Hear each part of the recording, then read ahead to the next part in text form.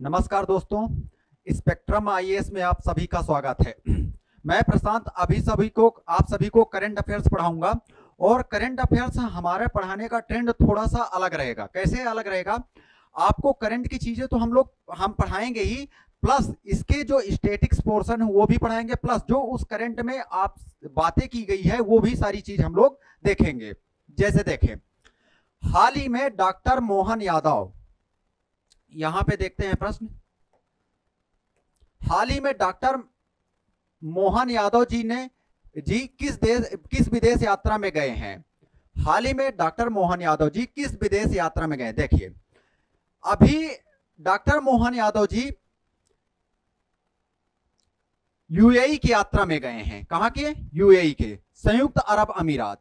UAE का full form ध्यान रखिएगा, यूएई का संयुक्त अरब अमीरात, संयुक्त अरब अमीरात। ठीक है, ये पॉइंट आपको ध्यान रखना है। अब देखिए, मोहन यादव जी की ये चौथी विदेश यात्रा है। अभी इसके पहले कहां कहां उन्होंने यात्रा की, ये चीज आपको जान लेना चाहिए। इसके पहले वो कहां गए थे? जर्मनी गए थे, ध्यान रखिएगा, कुछ समय पहले। और कहां गए थे? यूनाइटेड किंगडम गए थे।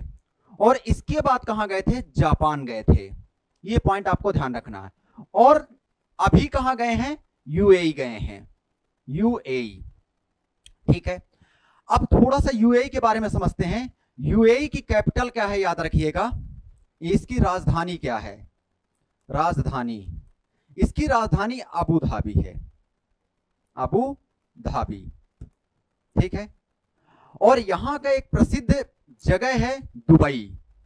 ध्यान रखना है इस पॉइंट को, दुबई, ये भी पॉइंट आपको ध्यान रखना। और दुबई में आपको पता है कि आईसीसी का मुख्यालय भी है। दुबई में क्या है? आईसीसी का मुख्यालय। ये भी पॉइंट आपको, ये सारे पॉइंट आपको लिखते चलना है। दुबई में आईसीसी का मुख्यालय है।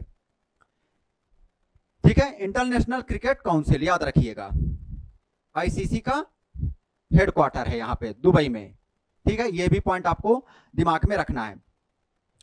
और यहां की बात करें, यूएई की बात करें, तो यहां के ध्यान रखिएगा, अभी यहीं पे T20 महिला वर्ल्ड कप हुआ था। T20 महिला world cup, women world cup, women world cup हुआ था, वर्ल्ड कप, जिसमें याद रखिएगा न्यूजीलैंड ने साउथ अफ्रीका को, न्यूजीलैंड वर्सेज साउथ अफ्रीका के बीच फाइनल खिताब खेला गया था, जिसमें न्यूजीलैंड क्या था? विजेता था। न्यूजीलैंड क्या था? विजेता। ये भी पॉइंट आपको ध्यान रखना है। जबकि उप विजेता यहां पे कौन था? South Africa. ये पॉइंट आपको विशेष रूप से ध्यान रखना है।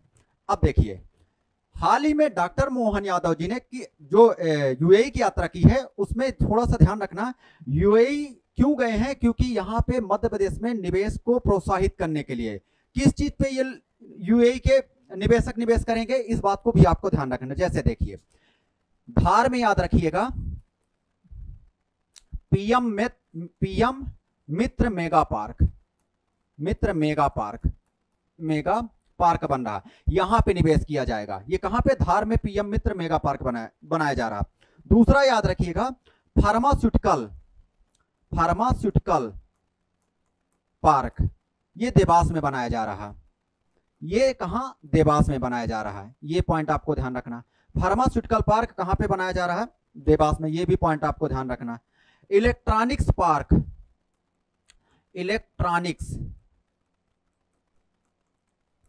इलेक्ट्रॉनिक्स पार्क याद रखिएगा, भोपाल में बनाया जा रहा है, भोपाल। ठीक है, और याद रखना, medical device park, medical device park, medical device park, ये कहां पे बनाया जा रहा है? याद रखिएगा, उज्जैन में। तो यहां पे याद रखिएगा, यूएई के निवेशक यहां पे निवेश करेंगे। ठीक है, यूएई के निवेशक यहां पे निवेश करेंगे, इस बात को आपको ध्यान रखना है। तो ये सारे पॉइंट आपको ध्यान रखना है। ठीक है, और यहां की मुद्रा की बात करें, यूएई के मुद्रा के दिरहम क्या है? दिरहम, ये भी पॉइंट आपको ध्यान रख सकते हैं। ठीक है, ये भी पॉइंट आपको यहां पे ध्यान रखना है। तो ये सारे पॉइंट। अब एक पॉइंट और याद रखिएगा, अभी हाल ही में यहीं पे यूएई और ओमान के बीच है कौन सी जल संधि है, हरमुज जल संधि। ये बहुत इंपॉर्टेंट चर्चा में है, थोड़ा सा ध्यान रखिए। अगला पॉइंट यहां पे देख लेते हैं, हरमुज अभी चर्चा में कौन सी है, हरमुज जल संधि। इस पॉइंट को आपको ध्यान रखना है, हरमुज जल संधि। इस पॉइंट को विशेष रूप से ध्यान रखिएगा। अभी ईरान जो वार चल रहा है वहां पे ध्यान रखिएगा, हरमुज जल संधि चर्चा में था। अभी कुछ समय पहले, मुश्किल से 10 से 15 दिन पहले लगातार चर्चा में था और न्यूज में था। तो याद रखिएगा, ये हरमुज जल संधि किसको किसको याद रखिएगा जोड़ता है, तो ये फारस की खाड़ी, पहले तो याद रखिए, फारस की खाड़ी और ओमान की खाड़ी को जोड़ता है। ओमान की खाड़ी, ओमान की खाड़ी, ये पॉइंट आपको ध्यान रखना है। फारस की खाड़ी और ओमान की खाड़ी, यहां पे मैं बना देता हूं ताकि आपको क्लियर हो जाए सारी चीजें। ये क्या है, जैसे यहां पे याद रखिएगा, ये फारस की खाड़ी है, ठीक है, और यहां पे क्या है, ओमान की खाड़ी, ओमान की खाड़ी, ठीक है। ये क्या जोड़ता है, इसको जोड़ता है, ध्यान रखिएगा। फारस की खाड़ी और ओमान की खाड़ी को हरमुज जल संधि जोड़ता है, ध्यान रखिएगा। और यहां पे ये याद रखना, ये किन दो देशों को अलग करता है, तो याद रखना यूएई और किसको अलग करता है, ध्यान रखिएगा, और ओमान देश को अलग करता है। यूएई और ओमान देश को अलग करता है हरमुज जल संधि, ठीक है। और पॉइंट यहां पे याद रखना, यूएई एक ऐसा देश है जहां पे प्रचुर मात्रा में प्राकृतिक गैस और तेल के भंडार हैं, तेल के भंडार हैं, ठीक है।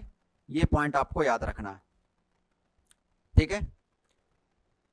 और यहां के राष्ट्रपति कौन है, ये भी पॉइंट आप याद रख, क्योंकि इसलिए लगातार चर्चा में है। अब्दुल जायद बिन नहयान है, ठीक है। ये भी पॉइंट आपको ध्यान रखना है, ये सारे के सारे। और ये यूएई जो है, ये याद रखिएगा, मध्य एशिया का देश है, मध्य एशिया कंट्री है, ये पॉइंट आपको ध्यान रखना है, देश है। और अधिकतर इसका जो स्थल है ये कैसा है, रेगिस्तानी है, मरुस्थली क्षेत्र है। कैसा है, मरुस्थली क्षेत्र है, ये भी पॉइंट आपको ध्यान रखना है। कैसा क्षेत्र है, मरुस्थली क्षेत्र है, ये पॉइंट आपको विशेष रूप से ध्यान रखना है। तो हम लोगों ने यहाँ पे क्या क्या देखा, एक बार थोड़ा सा देख लीजिए। देखिए, अभी मोहन यादव जी कहाँ गए हैं, यूनाइटेड अरब अमीरात। कहां पे, इसका फुल फॉर्म अगर बात करें, यूनाइटेड अरब अमीरात या संयुक्त अरब अमीरात, ठीक है। ये पॉइंट याद रखिएगा। इसकी राजधानी क्या है, अबू धाबी। इसकी राजधानी क्या है, अबू धाबी। यहीं पे एक दुबई शहर है जो जहां पे याद रखिएगा आईसीसी का हेडक्वार्टर है, ठीक है। पहले लंदन में आईसीसी का हेडक्वार्टर था, तो 2005 में कहां लाए थे, याद रखिएगा, दुबई में लाए थे, ठीक है। इस पॉइंट को भी आपको दिमाग में रखना है। फिर यहीं पे अभी एक्चुअली में T20 वर्ल्ड कप बांग्लादेश में होने वाला था, लेकिन बांग्लादेश में तख्ता पलट हो गया था, जिस वजह से कहां पे, यूएई में आयोजन करवाया गया। और यहां पे T20 वर्ल्ड कप जो हुआ था, इसमें किसने विजय प्राप्त की, याद रखिएगा, न्यूजीलैंड। और किसको हरा के, साउथ अफ्रीका को हरा के यहाँ पे विजेता हुआ था, ठीक है। इस पॉइंट को भी आपको ध्यान रखना है।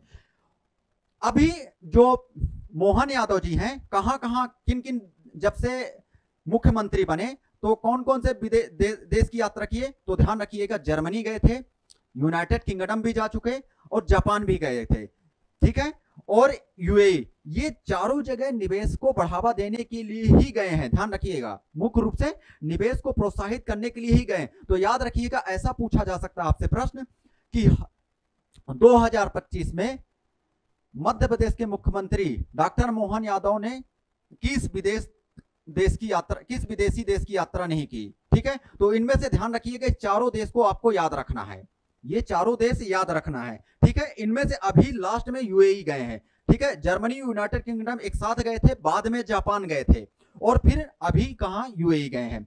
और किस लिए गए हैं, थोड़ा सा ध्यान रखिएगा, यहां पे प्रोत्साहित किया है निवेशकों के लिए कि धार में जो पीएम में मित्र मेगा पार्क बन रहा है ना, तो वहां पे याद रखिएगा ये यहाँ पे यूएई के लोग क्या करेंगे, निवेश करेंगे। दूसरी चीज, फार्मास्यूटिकल पार्क कहाँ पे, देवास में बनाया जा रहा है। इलेक्ट्रॉनिक्स पार्क याद रखिएगा भोपाल में, और मेडिकल डिवाइस पार्क याद रखिएगा उज्जैन में बनाया जा रहा है। ये सारी चीजें को थोड़ा सा ध्यान रखना। अभी चर्चा में था हरमुज जलसंधि, इसलिए मैं आपको यहाँ पे करंट से जोड़ रहा हूं। ये फारस की खाड़ी और ओमान की खाड़ी को आपस में जोड़ता है, ठीक है। और यहां पे आप देख लीजिएगा, ये फारस की खाड़ी, ओमान की खाड़ी, ये आपस में, और किन दो देशों को अलग करता है, यूएई और ओमान को अलग करता है, ठीक है। और ये जो यूएई वाला क्षेत्र ध्यान रखिएगा, यहां पे प्राकृतिक गैस और तेल के प्रचुर भंडार देखने को मिलते हैं, ठीक है। और यहाँ के राष्ट्रपति अब्दुल जायद बिन नहयान, ठीक है। और ये कैसा देश है, मध्य एशिया का कंट्री है, और अधिकतर इसका क्षेत्र कैसा है, मरुस्थली क्षेत्र है। इसका अधिकांश क्षेत्र कैसा है, मरुस्थली क्षेत्र है, याद रखना। और यहाँ के पीएम कौन है, अगर ये भी जानना है तो अब्दुल राशिद। पीएम कौन है, अब्दुल राशिद, अब्दुल राशिद, ठीक है। ये भी पॉइंट आप ध्यान कर सकते हैं। ये सारे पॉइंट आपको दिमाग में रखना है। आगे बढ़ते हैं। अब देखिए, बहुत इंपॉर्टेंट, ठीक है। ये जो पहला प्रश्न था, मैं आपको खुल के बता देता हूं, जो ये प्रश्न रखेंगे है ना, ये कहीं से कॉपी पेस्ट प्रश्न नहीं है। मैं आपको दिखा भी दूंगा किस दिन। मैं इसमें बहुत हार्ड वर्क करता हूं। कैसे हार्ड वर्क करता हूं आपको बता देता हूं। पहले मैं खुद से क्वेश्चन ये बनाता हूं। क्यों बनाता हूं, उसका रीजन है, क्योंकि आयोग आजकल इसी तरह प्रश्न पूछता है। आजकल आयोग इसी तरह प्रश्न पूछता है। इन सब बातों को आपको ध्यान रखना है। देखिए, हाल ही में मध्य प्रदेश उच्च न्यायालय के मुख्य न्यायाधीश नियुक्त किए गए न्यायमूर्ति संजीव सचदेवा किस क्रम के मुख्य न्यायाधीश हैं। समझ रहे ना, ये तो सब जानते हैं कि संजीव सचदेवा मध्य प्रदेश के मुख्य न्यायाधीश बने हैं, ठीक है। इस बात को ध्यान रखिएगा। देखिए, पहले तो ध्यान रखिएगा कि इनकी नियुक्ति कौन करता है, याद रखिएगा। सारे पॉइंट आपको ध्यान रखना है। मैं आपको टू द पॉइंट बताता हूं, सारी चीजें आपको याद करते चलना है। देखिए, नियुक्ति कौन करता है न्यायाधीशों की, यहां पे सारे पॉइंट आपको अच्छे से याद रखना है। नियुक्त कौन करता है, राष्ट्रपति करते हैं। लेकिन एक पद्धति है कोलेजियम पद्धति। कौन सी, कोलेजियम, ये याद रखिएगा, कोलेजियम पद्धति, जिसमें कितने सदस्य होते हैं, टोटल याद रखिएगा 5 सदस्य होते हैं। कितने सदस्य, इसमें एक मुख्य सदस्य होता है, ठीक है, मुख्य न्यायाधीश होते हैं, ध्यान रखिएगा यहाँ पे, और 4 अन्य सदस्य होते हैं, 4 अन्य। इस पॉइंट को भी आपको ध्यान रखना है, ठीक है। नियुक्त कौन करते हैं, राष्ट्रपति। अब एक पॉइंट याद रखिएगा, इनको शपथ कौन दिलाता है, राज्य के मुख्य न्यायाधीश को। राज्य के मुख्य न्यायाधीश की बात कर रहा हूं, ध्यान रखिएगा। इनको शपथ कौन दिलाता है, राज्यपाल। कौन दिलाता है, राज्यपाल। इस पॉइंट को भी आपको एटलीस्ट दिमाग में रखना है। इस पॉइंट को भी आपको दिमाग में रखना है। और याद रखिएगा, शपथ का प्रावधान किस आर्टिकल में है, अनुच्छेद 219। अनुच्छेद 219 में शपथ का प्रावधान है, ठीक है। ये पॉइंट आपको एटलीस्ट दिमाग में रखना है। अब देखिए, एक चीज ध्यान रखना है, यहां पे जो राज्य का जो उच्च न्यायालय होता है, इसका प्रावधान किस आर्टिकल से किस आर्टिकल तक है, ध्यान रखिएगा। अनुच्छेद 214 से लेके 231 तक है, ठीक है। और इसमें जितने भी महत्वपूर्ण आर्टिकल हैं उनको हम लोग देख लेते हैं। देखिए, यहां पे देख लेते हैं। जैसे अनुच्छेद 214, राज्य में एक उच्च न्यायालय की स्थापना, ठीक है। ये पॉइंट आपको ध्यान रखना। राज्य में एक उच्च न्यायालय की स्थापना की बात करता है अनुच्छेद 214। बहुत अच्छे से याद रखिएगा, ये सारे आर्टिकल इंपॉर्टेंट है आपके लिए। फिर यहां पे देखें, अगला, सारे आर्टिकल इंपॉर्टेंट बता रहा हूं यहां के, जो राज्य के उच्च न्यायालय की बात चल रही है यहां पे, ठीक है ना। इस बात को ध्यान रखें। फिर अभी हायरार्की भी आपको बता देता हूं। दूसरी चीज, अनुच्छेद 215 में अभिलेख न्यायालय की चर्चा की गई है।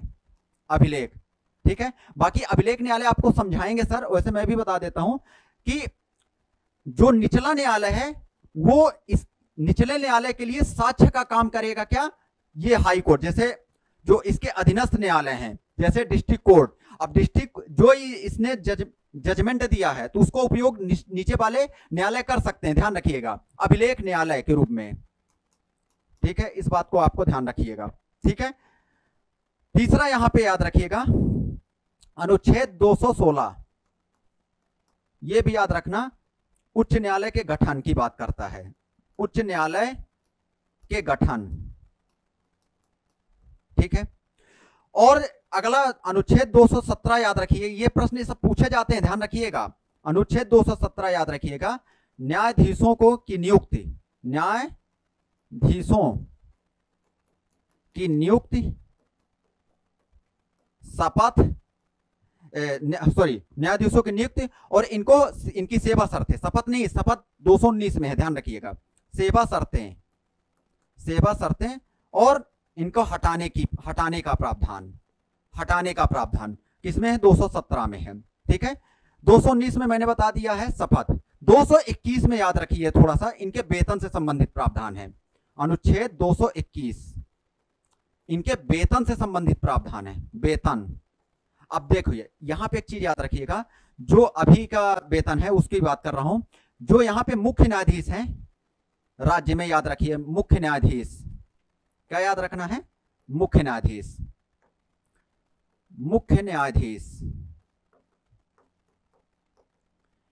इनके वेतन याद रखिएगा 2,50,000, 2,50,000 मतलब 2.5 लाख है, जबकि अन्य न्यायाधीशों के वेतन, अन्य न्यायाधीश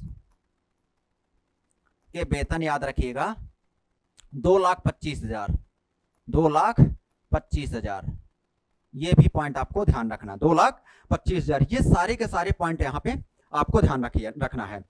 अब कहां तक? 221, 222, ये प्रश्न पूछा है मध्य प्रदेश लोक सेवा आयोग ने, अनुच्छेद 222 याद रखिएगा, अनुच्छेद, यहां पे ध्यान रखिएगा, अनुच्छेद 222 बहुत इंपॉर्टेंट ये प्रश्न पूछा है।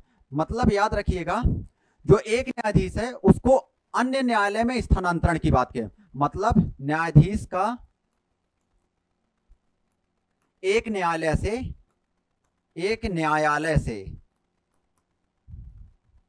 अन्य न्यायालय में स्थानांतरण या दूसरे न्यायालय में स्थानांतरण, अन्य न्यायालय में स्थानांतरण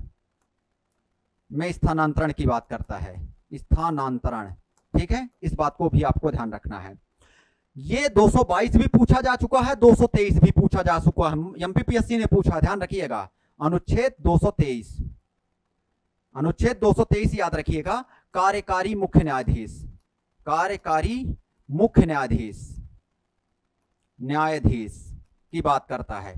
ठीक है, अनुच्छेद 225 अब यहां पे याद रखिए, अनुच्छेद 225, इसमें न्यायालय, राज्य न्यायालय जो हाई कोर्ट है उसके हाई कोर्ट के क्षेत्राधिकार, ऐसे याद रखिए, हाई कोर्ट के क्षेत्राधिकार, ये पॉइंट आपको याद रखना है। 226 भी याद रखिए, अनुच्छेद 226 में रिट जारी करने की शक्ति, रिट जारी करने की शक्ति याद रखिएगा, ऐसे रिट नहीं लिखते यहां पे, याद रखिएगा, रिट जारी करने की शक्ति, रिट जारी करने की शक्ति। ठीक है, इस पॉइंट को जैसे देखिए, सुप्रीम कोर्ट के पास केवल मौलिक अधिकार के लिए रिट जारी करने की शक्ति है, जबकि इसके पास मौलिक अधिकार के साथ अन्य चीजों के लिए भी रिट जारी करने की शक्ति होती है, किसके पास? हाई कोर्ट के पास। इस पॉइंट को आपको दिमाग में रखना है। फिर यहां पे एक आर्टिकल देखते हैं 231,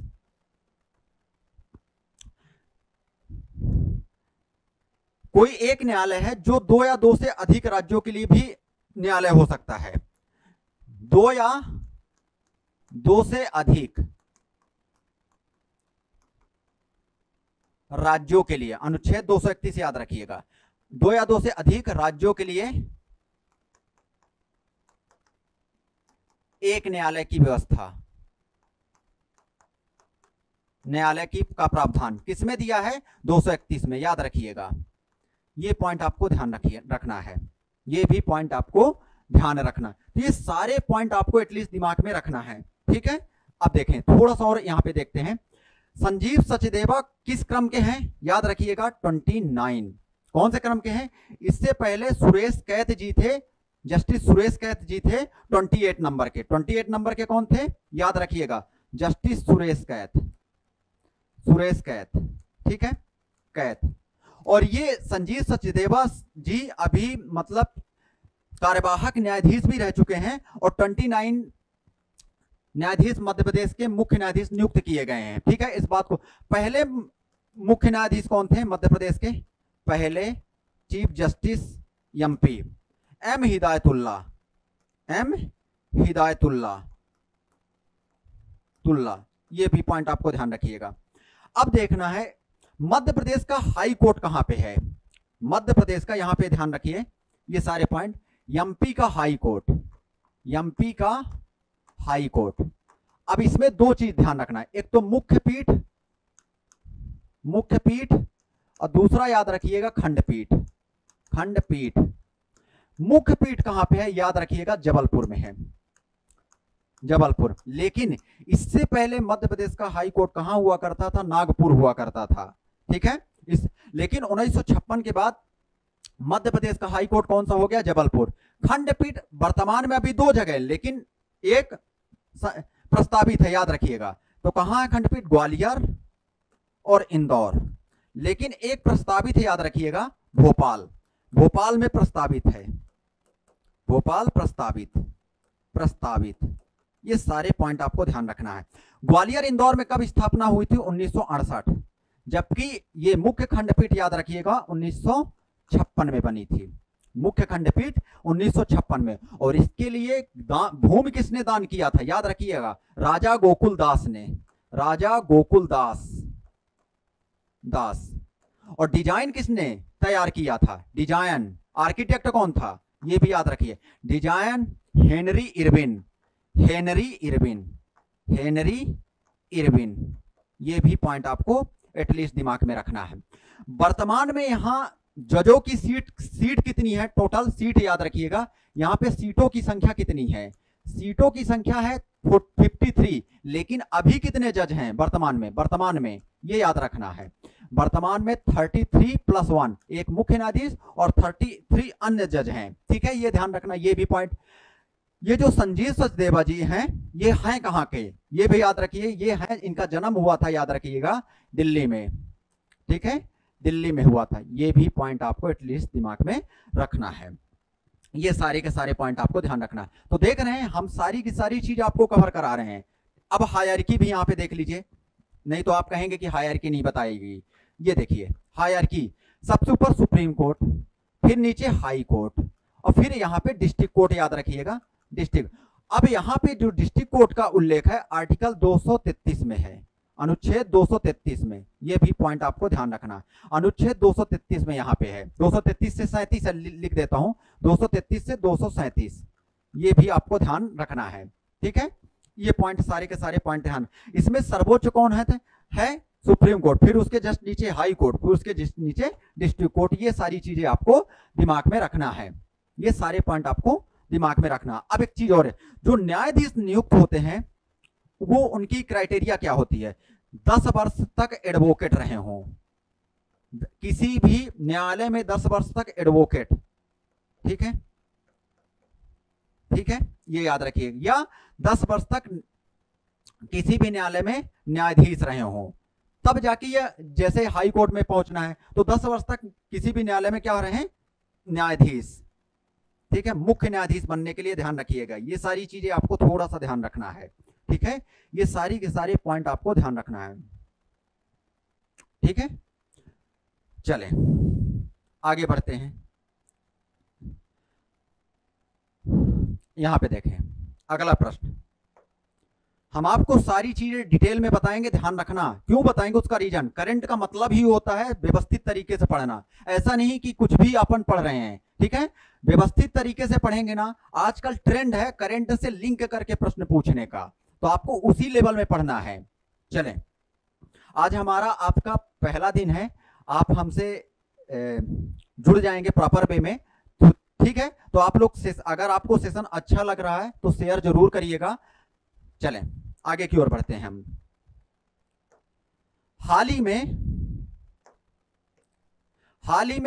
यहां पे देखें, हाल ही में लद्दाख के नए उपराज्यपाल के रूप में किसे नियुक्त किया गया है।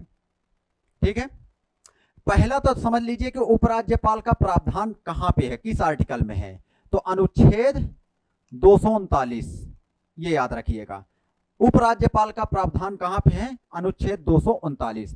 अब यहां पे पॉइंट याद रखना, हाल ही में लद्दाख के नए उपराज्यपाल के रूप में किसे नियुक्त किया गया था, असीम कुमार बोस, अशोक गजपति राजू, कविंदर गुप्ता, राजेंद्र विश्वनाथ आर्लेकर। अब यहां पे बहुत अच्छे से याद रखिएगा।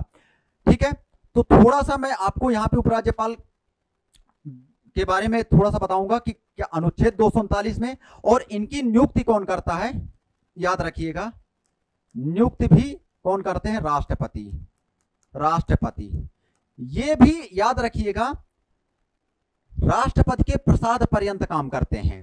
राष्ट्रपति के प्रसाद पर्यंत, राष्ट्रपति के प्रसाद पर्यंत काम करते हैं, कार्य करते हैं। ठीक है, इस बात को भी आपको ध्यान रखना है। ठीक है, तो यहां के लद्दाख के उपराज्यपाल किन्हें बनाया गया, ध्यान रखिएगा, कविंदर गुप्ता जी को।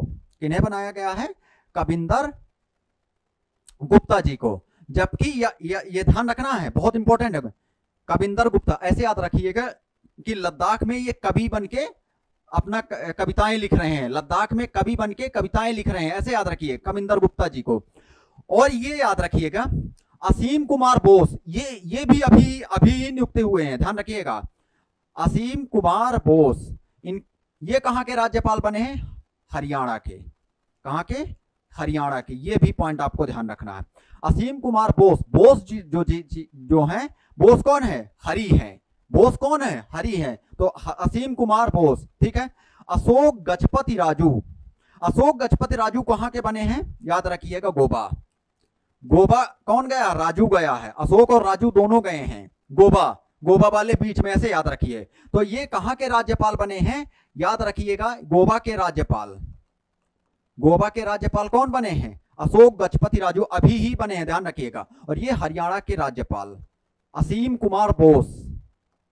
ठीक है, ये पॉइंट आपको ध्यान रखना है, सारे के सारे ये पॉइंट आपको ध्यान रखना है। यहां पे राजेंद्र विश्वनाथ आर्लेकर, ये केरल के राज्यपाल हैं। ठीक है, केरल के राज्यपाल। ये सारे के सारे पॉइंट आपको ध्यान रखना है। ठीक है, ये सारे के सारे आपको ध्यान रखना है, केरल के राज्यपाल। अब कमेंट बॉक्स में आप बताइएगा, मैं आपसे पूछ रहा हूं, कमेंट बॉक्स में आप बताइएगा, एमपी के कौन है राज्यपाल, गवर्नर, और यहीं पे छत्तीसगढ़ के कौन गवर्नर हैं, ये आप कमेंट बॉक्स में कमेंट करिएगा। और उत्तर प्रदेश के कौन वर्तमान में गवर्नर है। ठीक है, ये आप कमेंट बॉक्स में कमेंट करिएगा। ठीक है, इस बात को आपको ध्यान रखना है। चलें, अब थोड़ा सा एक चीज समझ लेते हैं, लद्दाख के बारे में थोड़ा सा समझेंगे, और यहाँ पे थोड़ा सा राज्यपाल के बारे में हल्का सा समझेंगे, सारी चीजें। देखिए लद्दाख के बारे में क्यों इंपॉर्टेंट है, लद्दाख लगातार चर्चा में रहता है। जैसे देखिए, ये है लद्दाख, समझिएगा बात, ये क्या है, लद्दाख। इसकी सीमा किन देशों से लगती है, ध्यान रखिए, इधर चाइना से लग रही है, इधर चाइना से लग रही है, ध्यान रखिएगा। इधर पाकिस्तान से लग रही है, पाकिस्तान। ठीक है, और इधर अफगानिस्तान से लग रही है, अफगानिस्तान। ठीक है, इस पॉइंट को आपको ध्यान रखना है, लद्दाख की सीमा। ठीक है, अब यहां पे ये याद रखना है कि वर्तमान में इसमें 7 जिले हैं, क्योंकि 5 जिले और बढ़ गए हैं, पहले लेह लद्दाख थे, अब 7 जिले हैं। वर्तमान में कितने जिले हैं, ये भी याद रखो, वर्तमान में 7 जिले। ये चेंजेस अभी हुए थे कुछ समय पहले, 7 जिले हैं। ठीक है, अब यहां पे ध्यान रखना, इसकी सीमा और देखें, यहां पे इधर साइड से जम्मू कश्मीर से लगती है, तो जम्मू कश्मीर से लगती है, ध्यान रखिएगा, जम्मू कश्मीर। ठीक है, ठीक है, याद रखिएगा। और इधर किससे सीमा लगती है, याद रखिएगा, हिमाचल प्रदेश से, हिमाचल प्रदेश, ये भी याद रखिएगा, हिमाचल प्रदेश। ठीक है, ये पॉइंट। अब यहां पे ध्यान रखिएगा एक चीज, कुछ पॉइंट हम आपको यहां पे बता रहे हैं, थोड़ा सा याद रखिएगा। यहीं पे याद रखिएगा, यलेसी है, line of actual control, line of actual control. और यहीं पे ये वाला भाग अक्साई चीन कहलाता, क्या, अक्साई चीन, अक्साई चीन, जहां पे चाइना का कब्जा है, ठीक है, ध्यान रखिए। LAC line of actual control, ठीक है। LOC ये है, ये वाला LOC है पाकिस्तान में जो है, ठीक है। LAC का क्या, line of actual control, LOC है लाइन ऑफ कंट्रोल, ठीक है। ये POK के अंतर्गत आता है, ध्यान रखिएगा। LOC कहां आता है, POK। LOC किसके किसके बीच है, ध्यान रखिएगा, भारत और पाकिस्तान के बीच, भारत प्लस पाकिस्तान, ये पॉइंट आपको ध्यान रखना है। और जबकि LAC याद रखिएगा भारत और चाइना के बीच है, ये पूछा जाता है, भारत प्लस चीन, ठीक है। अब यहां पे ध्यान रखिएगा, कुछ इंपॉर्टेंट चीज है, यहां से मैं कनेक्ट करूंगा। यहां पे आपको मिलेगा हुंजा घाटी, ये हुंजा वैली है, कौन सी, हुंजा घाटी। ये इसलिए इंपॉर्टेंट है, ये लगातार चर्चा में रहती है। ये घाटी भारत की सबसे सुंदर घाटी है, ठीक है। तो इसे क्या कहा जाता है, भारत की ब्यूटीफुल घाटी, भारत की सुंदर घाटी, भारत की सुंदर घाटी, ठीक है। इस बात को भी आपको ध्यान रखना है। एक्चुअली में हुंजा घाटी पहले किसके अधीन अधिकार में था, पाकिस्तान के, ठीक है। लेकिन जब भारत और चाइना के बीच युद्ध हुआ था 1962 में, उसके बाद याद रखिएगा हुंजा घाटी किसको दे दिया है पाकिस्तान ने, वर्तमान में चाइना को। तो वर्तमान में याद रखिएगा, वर्तमान में ये चाइना के अधिकार में है, वर्तमान में चीन के अधिकार क्षेत्र में है। यहीं पे है सक्छकम घाटी, यहीं पे आपको मिलेगा सक्छकम घाटी, ये भी याद रखिएगा, सक्छकम घाटी, यहां पे भी चाइना का अधिकार है, सक्छकम घाटी, यहां पे भी चाइना का अधिकार है वर्तमान में, इस चीज को भी आपको ध्यान रखना है।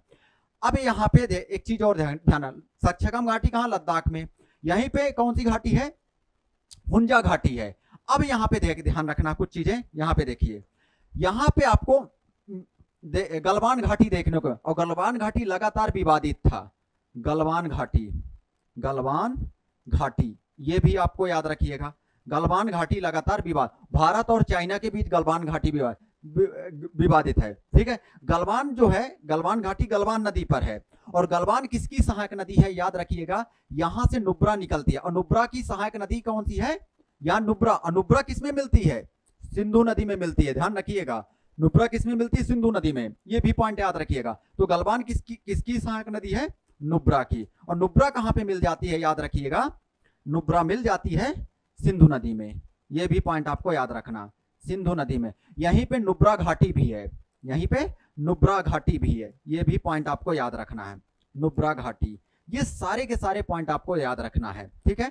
तो गलवान घाटी विवादित है, याद रखिएगा। अक्साई चीन वाला क्षेत्र तो ये है, ठीक है। LAC किसके किसके बीच है, भारत और चाइना के बीच है, लाइन ऑफ एक्चुअल कंट्रोल, ठीक है। अब यहां पे एक चीज ध्यान रखना, यहां पे एक समय चर्चा में था, आप न्यूज में पढ़े होंगे, अगर पढ़े हैं तो, पैंगोक्से लेक, पैंगोक्से लेक में याद रखिएगा लगभग 40% हिस्सा मध्य भारत के अंतर्गत आता है, मतलब लद्दाख के अंतर्गत, और 60% हिस्सा इसका कहां आता है, चाइना के अंतर्गत। तो चाइना बोलता है कि ये पैंगोक्से लेक हमारी है। तो भारत और चाइना के बीच किस लेक को लेके विवाद है, याद रखिएगा, पैंगोक्से लेक, पैंगोक्से लेक, ये किसके किसके बीच विवादित है, भारत और चाइना के बीच, भारत प्लस चीन, इसके बीच क्या है, विवाद है। इस चीज को भी आपको ध्यान, एक पॉइंट और आपको बता रहा हूं, यहीं से रेजेगला दर्रा है, कौन सा दर्रा, रेजेगला दर्रा, यहीं पे मैं कलरफुल बना देता हूं, रेजेगला दर्रा क्या है, यहां पे ध्यान रखिएगा, रेजेगला दर्रा, रेजेगला लिख लीजिएगा अपने कॉपी में, रेजेगला दर्रा। इसी दर्रे से होके भारत चाइना में प्रवेश किया था, जब भारत और चाइना के बीच युद्ध हुआ था, भारत चाइना की युद्ध हुआ था 1962 में, भारत चीन युद्ध, याद रखिएगा। इसी दर्रे से होके भारतीय सेना कहां पे प्रवेश की थी, चाइना में, तो 1962 में, याद रखिएगा। किस दर्रे से होके, रेजेगला दर्रा से होके, ये पॉइंट आपको ध्यान रखना है। दूसरी चीज, यहीं पे एक पॉइंट और याद रखिएगा, सियाचिन है, क्या है, सियाचिन, और सियाचिन विश्व का सबसे ऊंचा युद्ध स्थल है, सियाचिन याद रखिएगा।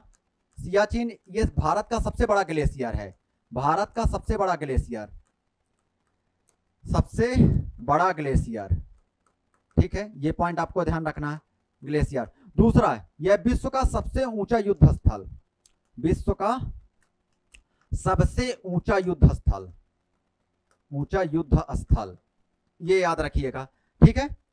और नुब्रा नदी यहीं से निकलती है, इस चीज को भी आपको ध्यान रखना है। नुब्रा नदी यहीं से निकलती है, नुब्रा नदी, ठीक है, नुब्रा नदी यहीं से सियाचिन से निकलती है। और एक पॉइंट याद रखें, यहीं पे याद रखिएगा, इसी के पास काराकोरम श्रेणी है, काराकोरम दर्रा भी है।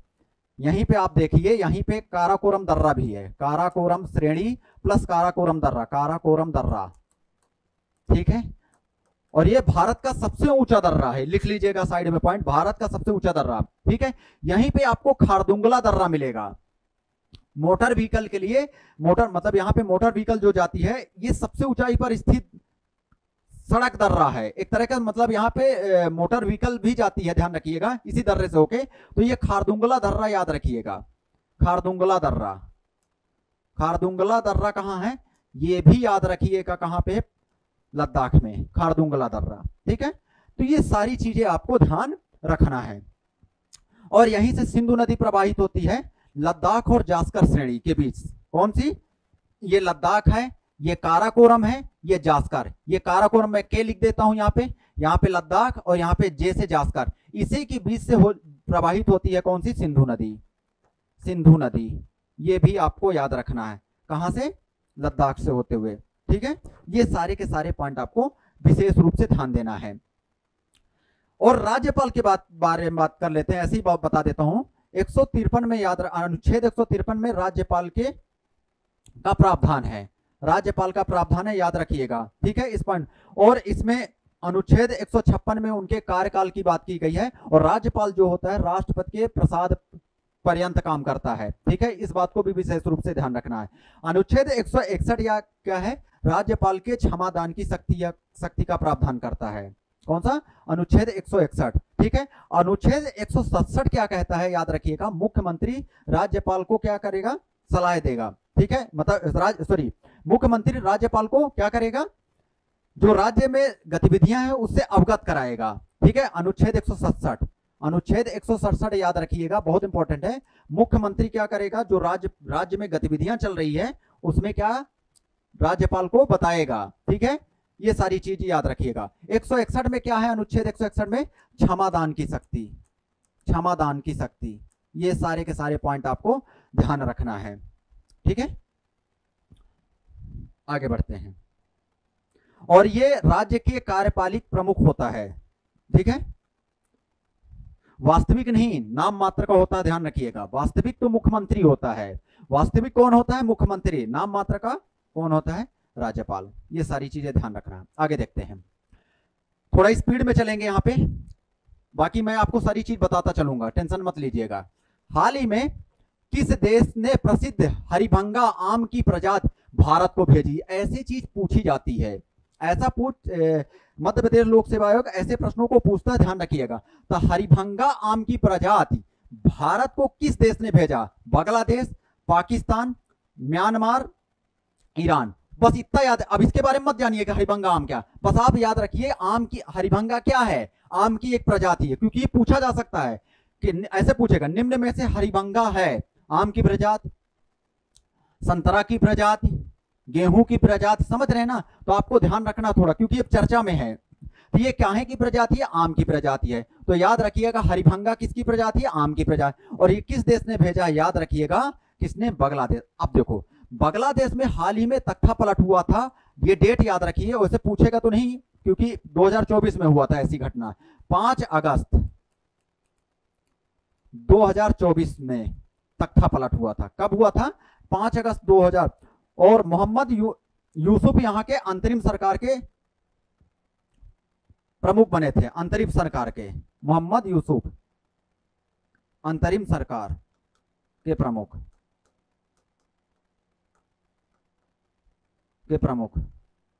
मोहम्मद यूसुफ, ठीक है, याद रखिएगा, इस पॉइंट को भी आपको ध्यान रखना है, ठीक है। अब देखिए बांग्लादेश याद रखिएगा लगातार चर्चा में रहता है, इसके लिए कुछ पॉइंट आपको याद रखिएगा। भारतीय संविधान में 100वां संविधान संशोधन किया गया। कौन सा संविधान संशोधन, 100वां संविधान संशोधन, ये पॉइंट आपको याद रखना, 100वां संविधान संशोधन। ये बांग्लादेश को भूमि हस्तांतरण से संबंधित है, मतलब ये संविधान संशोधन किसके किसके बीच हुआ, भारत और बांग्लादेश के बीच, भारत प्लस बांग्लादेश, ये याद रखिएगा, बांग्लादेश के बीच। और किस किस किस संबंध में हुआ? भूमि स्थानांतरण, भूमि स्थानांतरण, भूमि स्थानांतरण को लेकर हुआ। ठीक है, इस चीज को आपको ध्यान रखिएगा। भारत और बांग्लादेश के बीच 3 बीघा कॉरिडोर है, ये भी याद रखिए, 3 बीघा कॉरिडोर, कॉरिडोर। ठीक है, ये पश्चिम बंगाल से याद रखिएगा बांग्लादेश के लिए जाता है 3 बीघा कॉरिडोर। ये किसके किसके बीच है ये याद रखना, भारत और बांग्लादेश, भारत प्लस बांग्लादेश देश। ठीक है, अब एक चीज याद रखिएगा, 2 नदियां याद रखना भारत और बांग्लादेश से संबंध में। एक तो याद रखिएगा तीस्ता, और एक याद रखिएगा फेनी नदी। फेनी नदी के बारे में थोड़ा सा बता देता हूं। फेनी नदी उद्गमित होती है त्रिपुरा से। कहां से? त्रिपुरा से। और ये किसके किसके बीच सीमा बनाती है? त्रिपुरा और बांग्लादेश के बीच सीमा बनाती है, त्रिपुरा प्लस बांग्लादेश के बीच सीमा। ये कभी भी आ सकता है प्रश्न, तो आपसे बन जाए ताकि बांग्लादेश के बीच सीमा। ठीक है, ये पॉइंट आपको ध्यान रखिएगा। तीस्ता नदी किन किन के बीच विवादित है? भारत और बांग्लादेश के बीच विवादित है, और पश्चिम बंगाल इसमें डैम बना रहा, ध्यान रखिएगा। एक्चुअली में तीस्ता नदी, ये फेनी नदी त्रिपुरा से ही निकलती है, और किसके किसके बीच सीमा बनाती है? भारत और बांग्लादेश के बीच। ठीक है, ध्यान रखिएगा। तीस्ता देखें, तीस्ता नदी याद रखिएगा सिक्किम से निकलती है,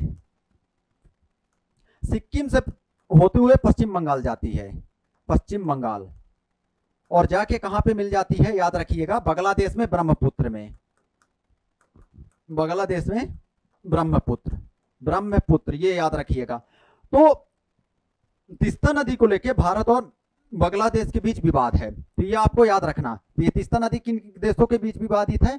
भारत और बांग्लादेश, बांग्लादेश प्लस भारत। ठीक है, ये पॉइंट आपको ध्यान रखना है। ये सारे के सारे पॉइंट आपको ध्यान रखना। अब एक पॉइंट और याद रखना, जीरो लाइन, शून्य रेखा, यहीं पे याद रखिए, शून्य रेखा, शून्य रेखा याद रखिए कहां है? त्रिपुरा में। कहां है? त्रिपुरा में। और ये किसके किसके बीच शून्य रेखा है? याद रखिए, भारत और बांग्लादेश। ये पूछा जाता है, भारत प्लस बांग्लादेश, बांग्लादेश। ठीक है, ये पॉइंट। और त्रिपुरा जो है बांग्लादेश से 3 ओर से घिरा है, त्रिपुरा जो है याद रखिएगा बांग्लादेश से 3 ओर से घिरा है, बांग्लादेश से 3 ओर से घिरा है, 3 ओर से घिरा है। ठीक है, बांग्लादेश से 3 ओर से घिरा है। एक पॉइंट और याद करें। अब यहां से थोड़ा सा एक चीज समझ लें, यहां पे देखें, थोड़ा सा मैं मैप बताऊंगा। जैसे ये बांग्लादेश है, समझ जाइएगा, ये क्या है? बांग्लादेश। मैं यहां पे लिख देता हूं बांग्लादेश। इसकी सीमा किससे किससे लगती है? सबसे बड़ी बात ये ध्यान रखना है, इसकी सीमा याद रखना असम से लगती है, मध्य भारत के राज्य की, असम, मिजोरम, याद रखना मणिपुर से नहीं लगती, मिजोरम, त्रिपुरा, पश्चिम बंगाल, पश्चिम बंगाल और मेघालय, मेघालय।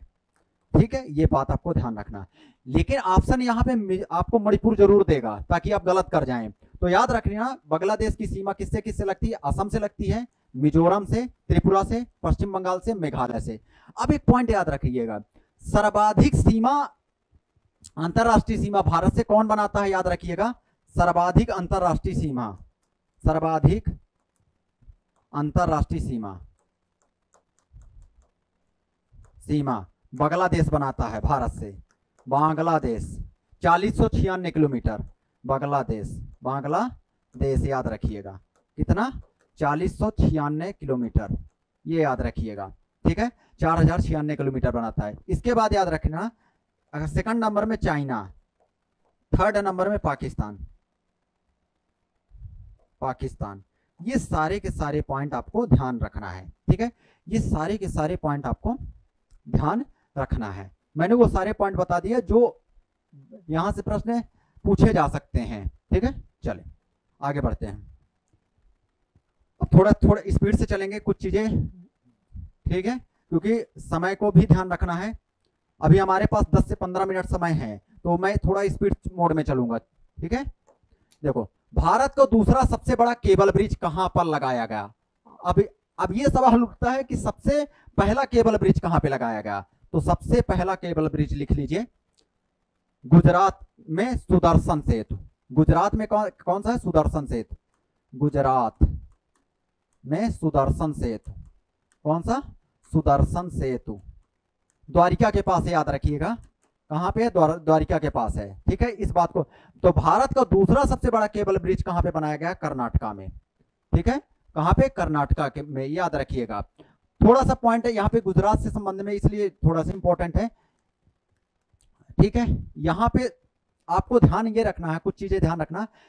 इसकी सीमा किससे किससे लगती है? तो राजस्थान से लगती है गुजरात की सीमा, मध्य प्रदेश से लगती है, महाराष्ट्र से लगती है, महाराष्ट्र से लगती है, और क्या याद रखना यहाँ पे? एक पॉइंट और याद रखना, दादर नागर हवेली के शासित प्रदेश से भी लगती है, दादर नागर हवेली, नागर हवेली। और याद रखना एक चीज और याद रखना, यहाँ के राज्यपाल कौन है? आचार्य देवव्रत, ठीक है। अब भूपेंद्र भाई क्या है? सीएम है। सीएम कौन है? भूपेंद्र भाई, भूपेंद्र भाई, ठीक है। गुजरात के राज्यपाल कौन है? आचार्य देवव्रत, आचार्य देवव्रत, आचार्य देवव्रत, ठीक है। यहाँ की विधानसभा सीट कितनी है? 182, विधानसभा सीट कितनी है? 182। और राज्यसभा इंपॉर्टेंट, क्यों इंपॉर्टेंट है? क्योंकि मध्य प्रदेश की भी इतनी ही है, राज्यसभा 11, और लोकसभा याद रखिए, अगर याद कर सकते हैं, उतना इंपॉर्टेंट तो नहीं है, पर राज्यसभा विधानसभा सीट याद रखिएगा कितनी है? 26, ठीक है। ये भी पॉइंट आपको ध्यान रखना है। अब गुजरात में एक चीज याद रखना, यहाँ पे पड़ता है सरक्रीक। हाँ, एक चीज और याद रखना, गुजरात की सीमा राजस्थान, एमपी, महाराष्ट्र प्लस अगर अंतरराष्ट्रीय की बात करें तो पाकिस्तान से भी लगती है, पाकिस्तान। और यहाँ पे एक चीज याद रखना, सरक्रीक, सरक्रीक याद रखिएगा, सरक्रीक, कोरी क्रीक, कोरी क्रीक। अब यहाँ पे सरक्रीक याद रखिए, ये किसके किसके बीच विवादित है? याद रखिएगा, भारत और पाकिस्तान के बीच, भारत और पाकिस्तान, भारत प्लस पाकिस्तान, ये पॉइंट आपको ध्यान रखना है, भारत प्लस पाकिस्तान के बीच विवाद है। और ये गुजरात याद रखिएगा, यहाँ पे कच्छ के रण में याद रखिएगा जंगली गधा पाया जाता है, कच्छ के रण में जंगली गधा के लिए फेमस है, जंगली गधा, जंगली गधा। और क्या याद रखना, ये गुजरात जो है कपास, याद रखिएगा, कपास, मूंगफली, मूंगफली, इनके उत्पादन में अग्रणी है, ध्यान रखिएगा। अच्छा खासा यहाँ पे कपास मूंगफली का उत्पादन होता है। और यहीं पे याद रखिएगा नमक का उत्पादन भी अच्छा खासा होता है, नमक उत्पादन, ये भी पॉइंट आपको ध्यान रखना है, ठीक है। और ये याद रखिएगा सबसे बड़ी तटीय सीमा भी बनाता है, सबसे लंबी तटीय सीमा, लंबी तटीय सीमा बनाता है, ठीक है। कौन सा? गुजरात। ये भी पॉइंट आपको ध्यान रखना, कौन सा? गुजरात, सबसे लंबी तटीय सीमा भी गुजरात बनाता है, ये पॉइंट है। और अगर बात करें यहाँ पे, यहीं पे कुछ नेशनल पार्क की बात करें, यहाँ पे कठियावाड़ प्रायद्वीप है, एक चीज याद रखो, कठियावाड़ प्रायद्वीप, प्रायद्वीप, ठीक है, कठियावाड़ प्रायद्वीप यहाँ पे देख लेते हैं। जैसे ये वाला हिस्सा कट, और ये इसका भी निर्माण याद रखना जैसे दक्कन ट्रैप की चट्टान से हुआ है, यहाँ पे भी याद रखिएगा दक्कन ट्रैप के लावा का विस्तार है, तो इसका मतलब यहाँ पे काली मृदा पाई जाती है, याद रखिएगा। तो कठियावाड़ प्रायद्वीप में कैसी मृदा? काली मृदा। इस कारण यहाँ पे कपास और मूंगफली की खेती बहुत ज्यादा होती है, ठीक है, ठीक है, इस बात को आपको ध्यान रखना। और क्या याद रखना, यहाँ पे कुछ नेशनल पार्क याद रखना, बंसदा नेशनल पार्क, गिर national park, Junagadh national park, Junagadh. और जूनागढ़ से याद आया, जूनागढ़ अभिलेख भी यहीं पे है, जो संस्कृत का सबसे बड़ा अभिलेख है, संस्कृत का, याद रखिएगा। और इसमें रुद्रदामन से संबंधित है, शक शासक रुद्रदामन, याद रखना। यहीं पे जूनागढ़ अभिलेख भी है, जूनागढ़ अभिलेख, ठीक है। और ये जूनागढ़ अभिलेख से याद रखिए गिरनार में है, गिरनार अभिलेख भी बोलते हैं इसको, याद रखिएगा। तो यहाँ पे याद रखिएगा एक पॉइंट याद रखना है, गिरनार अभिलेख में क्या याद रखिएगा कि ये किसका है? याद रखिएगा शक शासक रुद्रदामन का है। और इसमें ये जानकारी मिलती है इस अभिलेख से कि चंद्रगुप्त मौर्य का गवर्नर रहता है पुष्पगुप्त, इसने यहाँ पे सुदर्शन झील का निर्माण करवाया था। कौन सी झील का? सुदर्शन झील का। ये भी पॉइंट आपको याद रखना, सुदर्शन झील का निर्माण, ठीक है।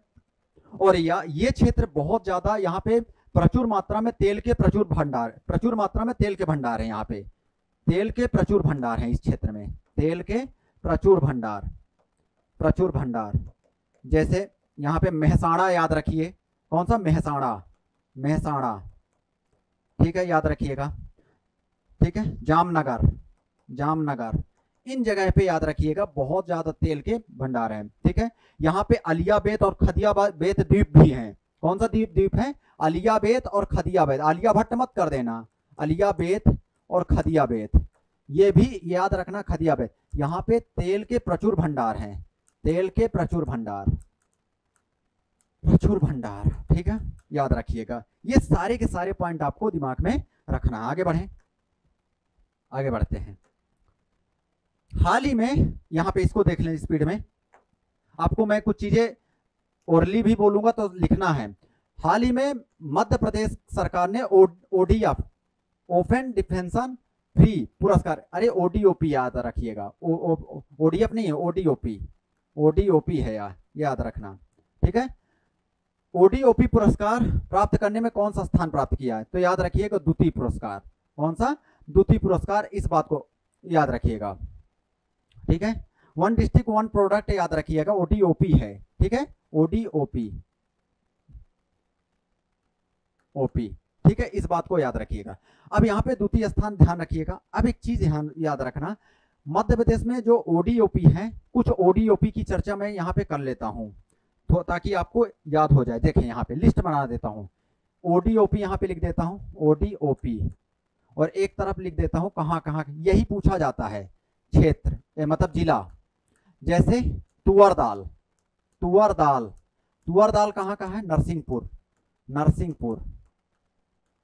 कोदो कुटकी याद रखिएगा, कोदो कुटकी। मंडला, बालाघाट, डिंडोरी, शहडोल, शहडोल याद रखिएगा, और सिगरौली, ये इसका क्या है? कोदो कुटकी का, याद रखिएगा, ठीक है। और क्या याद रखिएगा? गुड़ कहाँ का? याद रखिएगा, दतिया का है। गुड़ कहाँ का है? दतिया का। ये पॉइंट आपको याद रखिएगा। कृषि उपकरण सागर और विदिशा का है, सागर विदिशा, ठीक है, याद रखिएगा। सागौन कहाँ का है? बैतूल, सागौन कहाँ का है? बैतूल, ये पॉइंट आपको याद रखना, ठीक है। बासमती ये याद रखना, ये रायसेन का है, रायसेन, ये पॉइंट आपको याद रखना। और कुछ बात कर लेते हैं, जैसे पर्यटन कहाँ का शामिल किया गया है? नर्मदापुरम, ठीक है। लकड़ी का खिलौना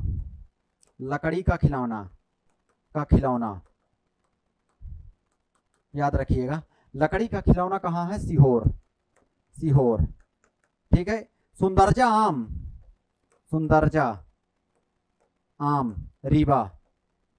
आम रीवा, ये GI टैग भी है, ध्यान रखना, रीवा 2023 में, ये सुंदरजा आम रीवा, ठीक है, याद रखिएगा। बाकी बाघ प्रिंट आपको पता है, ठीक है। चंदेरी की साड़ी कहाँ का है? अशोकनगर का। बाघ प्रिंट कहाँ का है? याद रखिएगा, बाघ प्रिंट धार का है, ठीक है। इस चीज को भी आपका बारासिवनी की साड़ी, बारासिवनी याद रखिए, बारासिवनी और चिन्नौर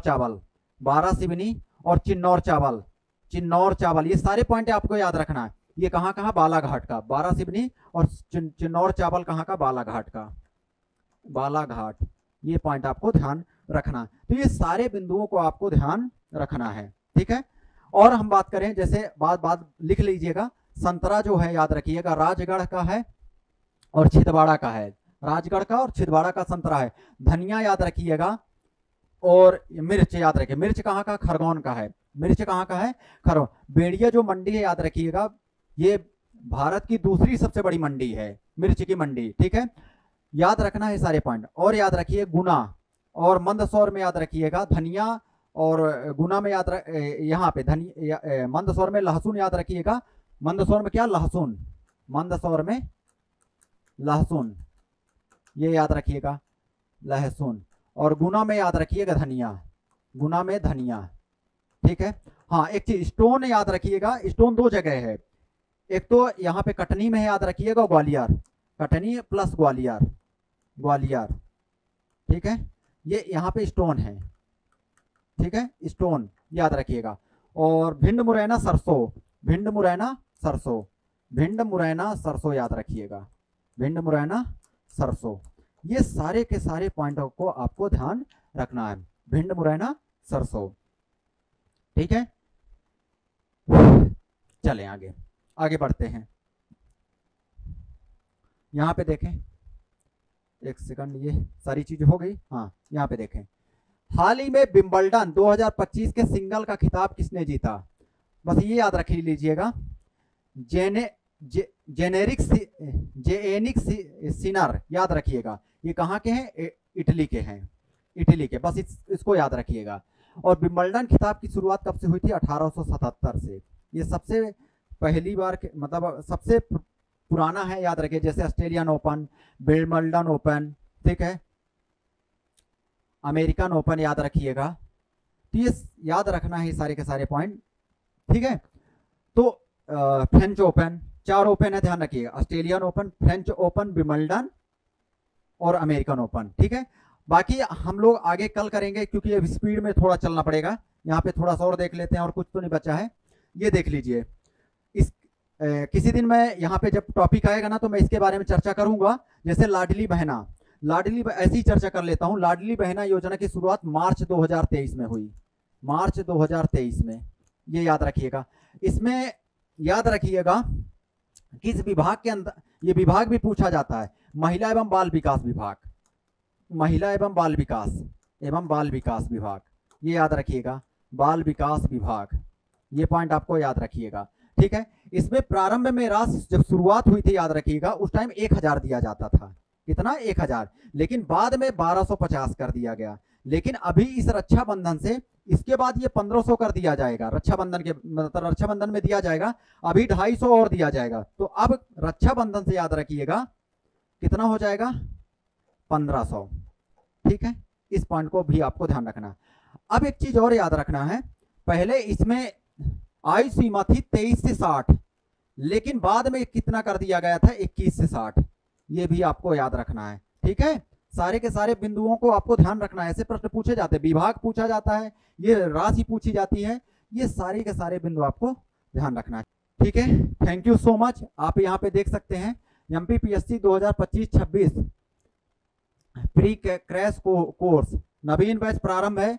आप सभी लोग ये पीडीएफ जिनको भी चाहिए तो आपको टेलीग्राम ज्वाइन करना पड़ेगा, स्पेक्ट्रम आईएएस का। आप टेलीग्राम से जुड़ जाइए, ठीक है। और दिए गए नंबर पे संपर्क भी कर लें, यहाँ पे ये नंबर दिया हुआ है, तो आप इन नंबर में संपर्क कर लीजिए। लगातार क्लासेस चल रही है, ठीक है। तो मिलते हैं नेक्स्ट क्लास में। Thank you so much.